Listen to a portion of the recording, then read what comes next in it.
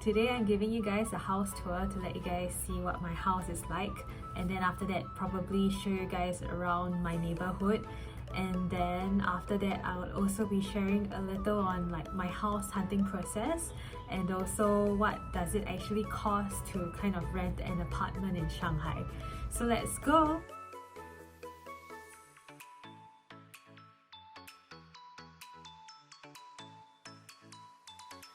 So basically when you enter, you would see the kitchen first, and then to your right, you would see the bathroom. In case you're wondering, there is no bathtub. Then towards your left, it will be kind of like this awkward space in between, which is the dining room. And then here is my foldy. And then this is the bedroom. And basically towards the end, there is a kind of like a study table that I would sometimes work at, and if you look out of the window, it's basically my neighborhood. Looks pretty old, but feels nice at the same time. Here's some things that my friends gave me before I left, and here are some things in my very empty fridge. I also got my foldable bike from Carousel and not from Taobao because it's cheaper on Carousel. Like, who would have thought that this could happen, right? Anyway, I've gotten a lot of convenience from being able to cycle around my neighborhood and also to work. So sponsor me please, Carousel!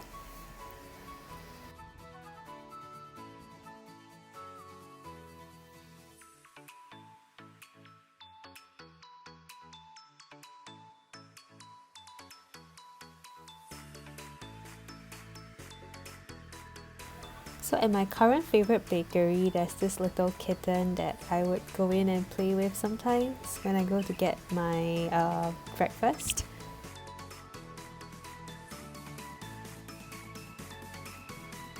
There are also food stores around and also many different food options.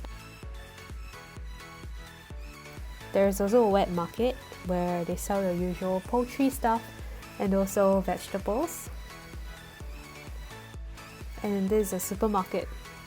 So when I started looking for houses, I used the local websites like Fangtianxia and also Anjuke, and that works kind of if you know how to read Chinese. If you don't know, there are websites like wealthy.com or like Smart Shanghai, which you could use to find houses also. But after comparing, I also realized that those houses are actually more expensive than the local websites. So it actually does help if you just browse the local websites in Chinese. But anyways, if you don't know how to read Chinese, you can always go to a local property agency and then find someone who can speak English to kind of like do the paperwork and like let you view the housing. So I had a couple of considerations before looking for a house already. So I think it's important to know like what factors you're looking out for before you get your house. Like for me, I wanted the location to be very close to the office, and also after viewing a few houses, I realized that the condition of the house mattered to me a lot.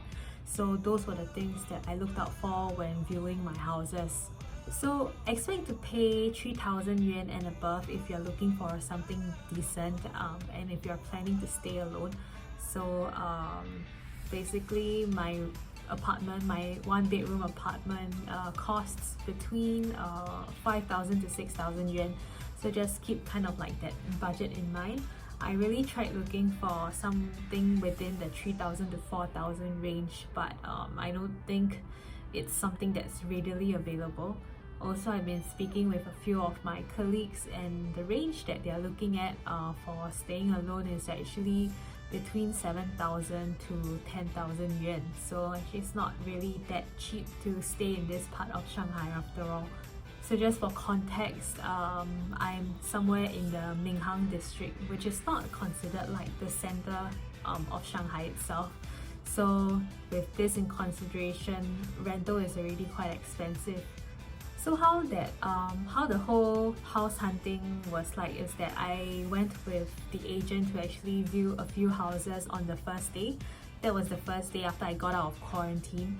I viewed about 7 houses, I believe, and then there weren't many that actually caught my eye. So the very next day I went with another property agent, and then basically what he did was showed me a few listings on the website itself.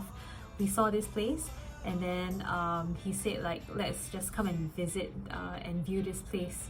So the thing is that when I saw the listing itself, it's actually very old, very cluttered and very run down. So I wasn't expecting much, but then I had nothing to lose, had lots of time to actually view houses anyway. So the minute I entered this house, I was very surprised because it was newly renovated. So I think the situation is that it was so newly renovated that they didn't have time to put up the new photos. And when I arrived, even the new furniture wasn't in the house at all. So I think like I was very surprised because after viewing 7 houses in the first day, I kind of knew what the average condition of housing in Shanghai is like. It is very hard to find something newly renovated, which like all the furnishing, furniture, no one has ever stayed in it before. It's totally new. So I think after looking around the house for 5 minutes and it being the first house that I viewed on the second day, I said yes, like I wanted this house immediately. Yeah. So basically what happened was that they also wanted to close this ASAP. 对他清明就弄好。清明是星期一啊？对，清明是星期一，清明是星期一，然后我们星期二就要住进去是吧？星期二可以。可以啊，星期二。不确定啊，他这个刚搞。So they contacted the landlord, and then they got ready the agreement in Chinese. And then when I saw the agreement, I was like thinking to myself, do I have to stay at the agency for the whole day to actually read through the contract in Chinese? But luckily the person did explain to me clause by clause what those conditions were. So I kind of got a better understanding after he went through the contract with me. And basically my landlord was overseas, so all this was done through WeChat audio call, and then basically we just exchanged some official documents and then both of us signed on the day itself. So I would think that house hunting here, it's pretty fast if you know what you want, because the property agents themselves are also incentivized to kind of close the deals fast. So the day before I moved in, I went down to the supermarket to get some cleaning supplies, started cleaning the house a bit because it was newly renovated. And then I think most importantly, I immediately applied for Wi-Fi also. So I've been staying in this house for about 3 weeks already. I think so far it has been great. Having your own space to live in, being able to cook, being able to kind of like live independently is an experience that I've wanted to try for some time already.